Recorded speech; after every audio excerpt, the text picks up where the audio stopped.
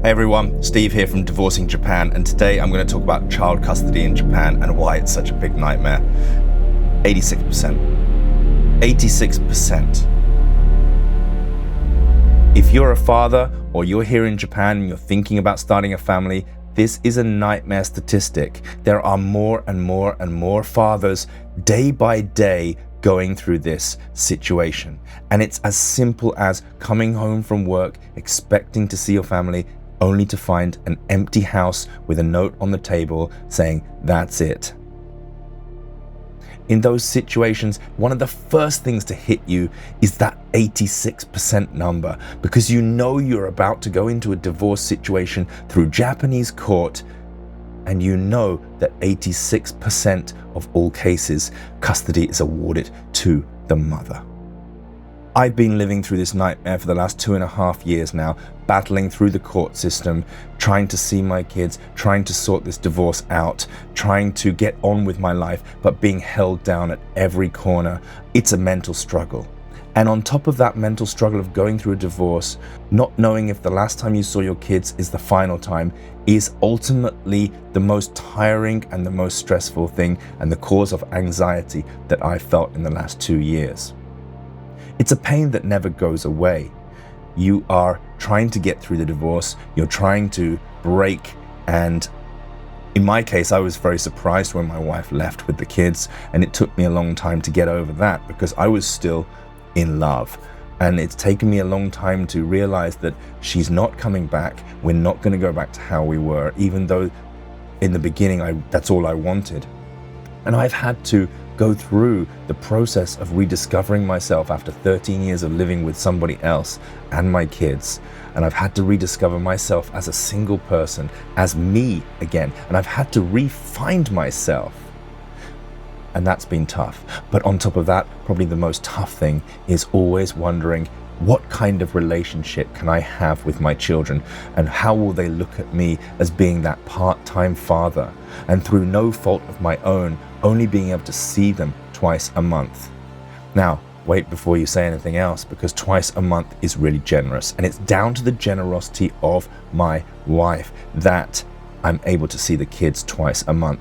I know a lot of people who get once a month, a few hours a month, once every 2 months, once every 6 months, and crazy situations where those times they've been contacted by their ex-partner saying one of the kids is sick, so let's take a rain check this time. Don't worry, you can see them again in another 3 months.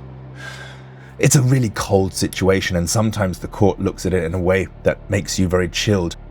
I found that throughout the process, a lot of the time, the children were kind of treated like objects, not humans, objects that could be passed around when it was convenient for the parents. And I'm against this because I think that they are the most important thing.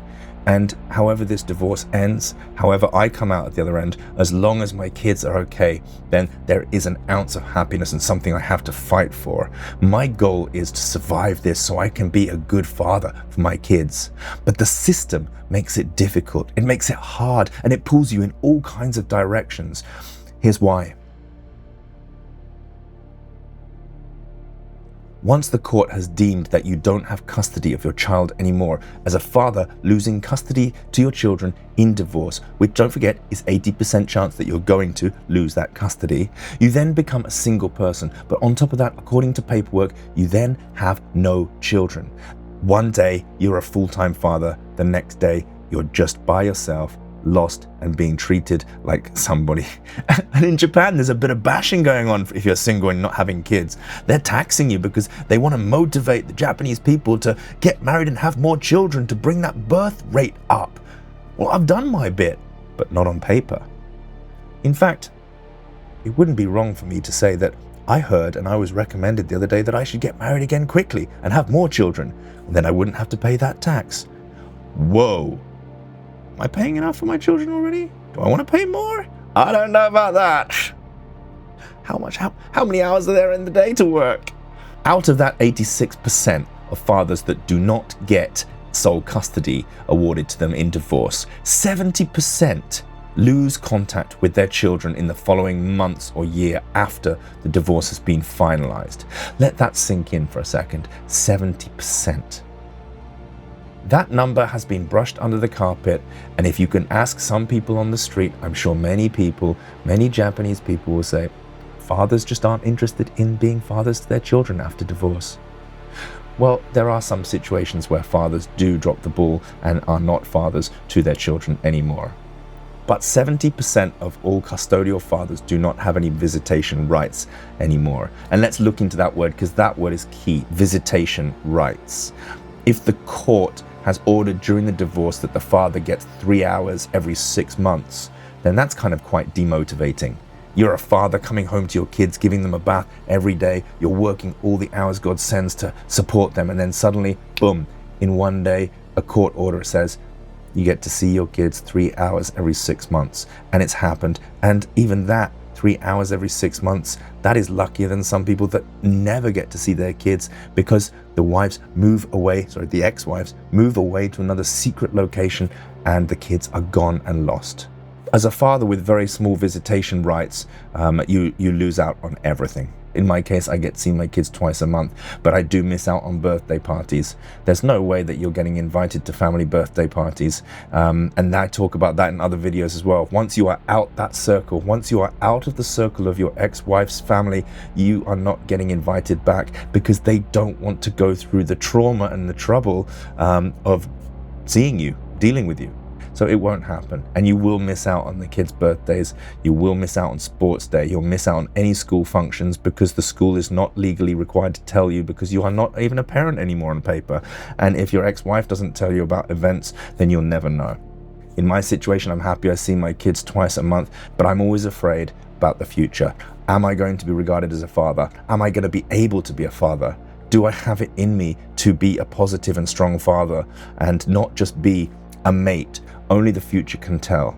But I try to take my kids out. I try to treat them as a father would treat their kids. I give them a little bit more hug and cuddles, and I buy them some more presents than I should usually. But on the whole, I try to teach them fatherly things, give them advice, listen to their stories, try to open conversation, try to take them to places to make memories. Because at the end of the day, I really treasure the memories I have with my children, even though I'm only with them a small time. So why does Japan have a sole custody law in the first place? Well, this basically stems right back from the war and Japan's look on how conflict is not the way forwards. And so if the kids are taken by the mother to another address, and while the divorce proceedings are happening, and the judge will look at that and say, well, the kids have been living with their mother for the last 2 years, and so, we don't want to upset them by putting them back with their father. We grant sole custody to the mother because that's where they are. Even though the way they got there in the first place is somewhat grey, and I talk about that in another video, Japan's famous child abduction situations, where the first abduction where a wife or husband takes the children from the original family's house to a new address is considered okay under the law, and you cannot get police involved in that. But if you were to go to that new address and then grab the children and bring them back to the family home again, you can get arrested for that. That's the second abduction, and that is illegal in Japan. Whoa. So they say that conflict is bad for the children and the welfare of the child must come first, and that's why they leave them with the mother in most cases. That's why the 86% is so high, because so many fathers come back from work to find the house empty. It's not usually the other way around, where the father has had the time to plan and set up a new place. And with still a lot of mothers being stay-at-home mothers, they have that leeway of time. They have access to all the bank accounts to get the money to set up their new apartment without the husband ever realizing anything's wrong. It's just the way it is. 86%. It's a high number. The big issue is they put the child welfare first, but at the end of the day, they don't really think about the mental effect it has on a child to be taken out of a school where all their friends are, to be moved to a brand new school halfway through the year or whatever, to be ripped away from one parent, never to see them for the next 6 or 7 months while the divorce proceedings are going on. These are all mentally very straining for young children. To be told a bunch of lies by the people they trust the most, only to find their father 10 years later and find out the truth. And these are terrible things. I was also raised by a single mother, and I was told many things about my father, and I still don't know to this day what was true, what was not true, and it bears on me, to be honest, and it's something that I something that I worry about my own kids. So when I see my kids, I try to be as open as possible to them. I try to tell them what's happening in court and the situation. I don't put their mother down because I don't think that's fair and that's right, and I don't think we should do that. And I hope that they don't put me down, although, to be honest, near the beginning, there was quite a lot of negative things said about me in the first meetings where she brought her troop to confront me and tell me how it was all going to go down. And where we are 2.5 years later, it seems that a lot of gas that they had to spew at me to try to force me to sign paperwork and things to go everything in their favor has seemed to have run down. But yet, I still don't know what is coming around the next corner. And so I do live in anxiety and fear as far as that, and I live in worry about when I'll be able to see my kids again. Because one of the things here is once the divorce is finalized, okay, and you've agreed that you're going to see your kids twice a month and that's all stamped and everything's done, you're going to pay this much money in childcare a month, and then in return, you're going to get to see your kids, you're going to get visitation rights for 1 or 2 times a month, and everything is sealed and done and dusted and the judge stamps it and that's that.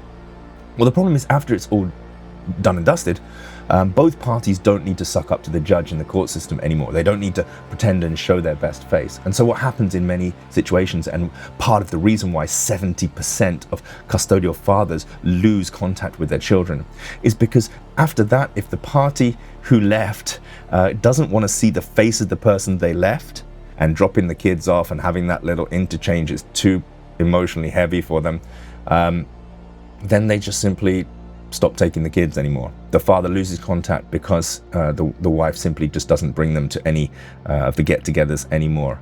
And of course, it's perfectly understandable that a father might lose his cool, go around to the place and start banging on the door. It's my day with the kids today. Well, then the police will come and you'll be arrested because that's called harassment.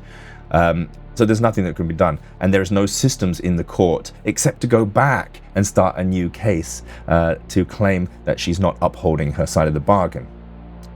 That means you have to pay more money, and then you both go back to court and she says, I will continue to let you see and the kids, and then you leave court and then she doesn't.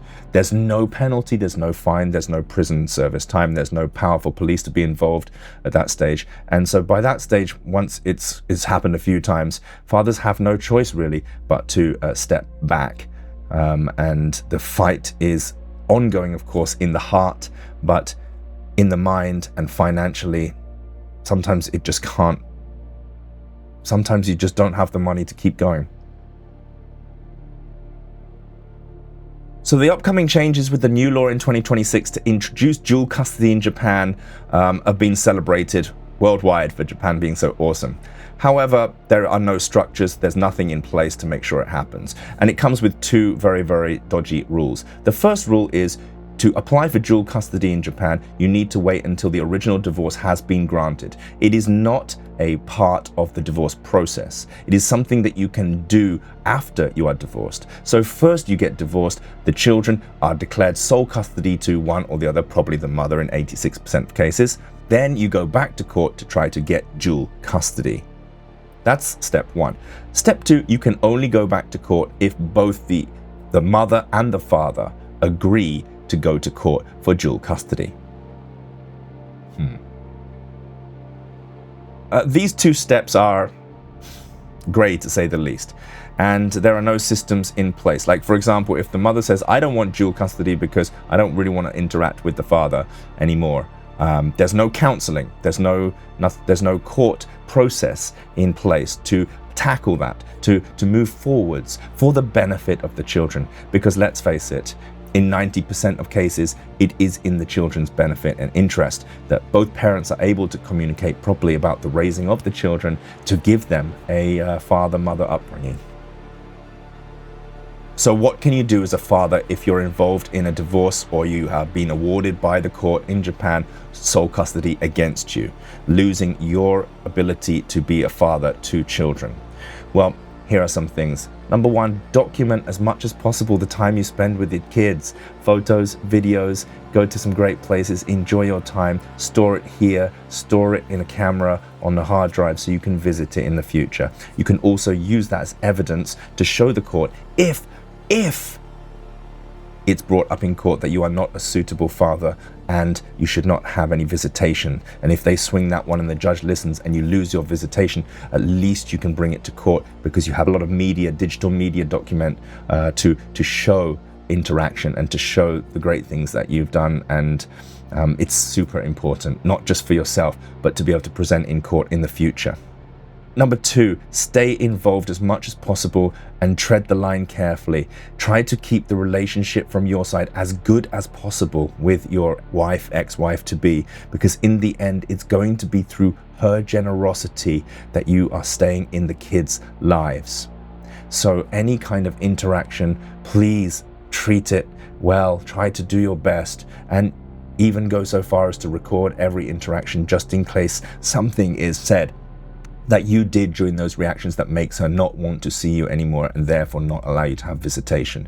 You can bring that to court as well to show that that didn't happen. Yeah, so document, be nice, be nice, be nice.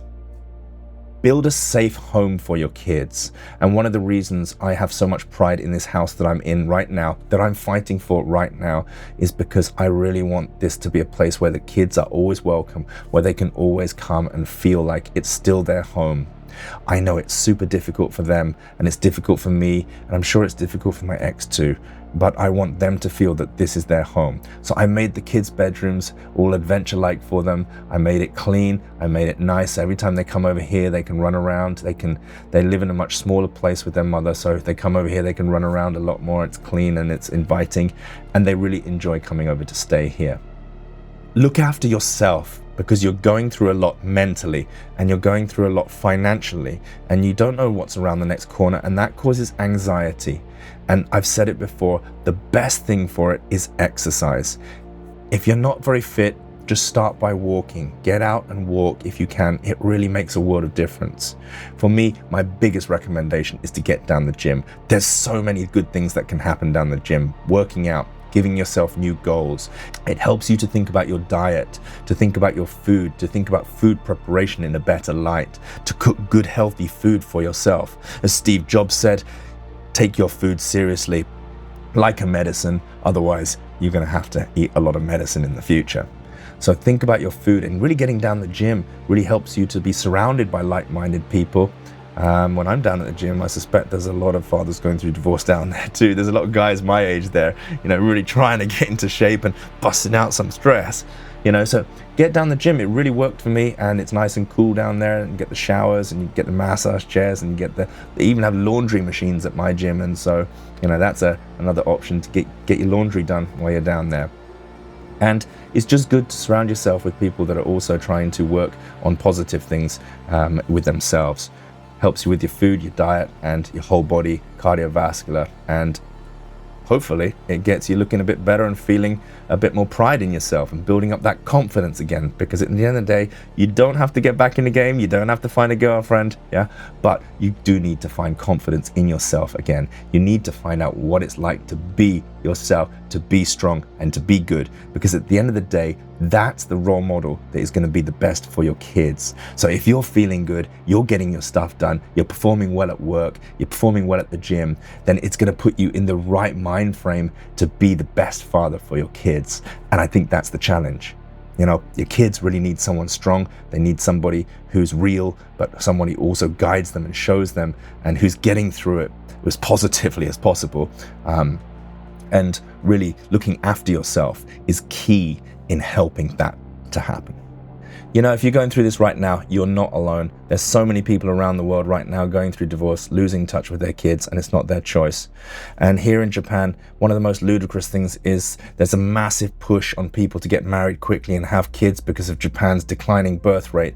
And I fear that this push on people getting married, pushing people to get married, giving them financial means to get married, giving more money for having kids, I fear that it's going to rush people into making bad decisions, and I fear the divorce rate's going to go up. And I feel for the kids. I really feel for the children who are left behind by divorced parents and going through these kind of situations. And I hope that Japan and I hope that other countries around the world can be more responsible when it comes to these situations. And yes, humans, we're not perfect. I never thought I was going to get divorced. I didn't see it coming. I look back, could I have been better? Yes, there are millions of ways that I can look at myself and think, how could I have been better? But there are also millions of ways where I look at myself and thought, I was pretty damn good. And so there are lots and lots of things to think about when you're going through this. But I want to leave you with one note. The past is the past, and the most important thing is the now and the future.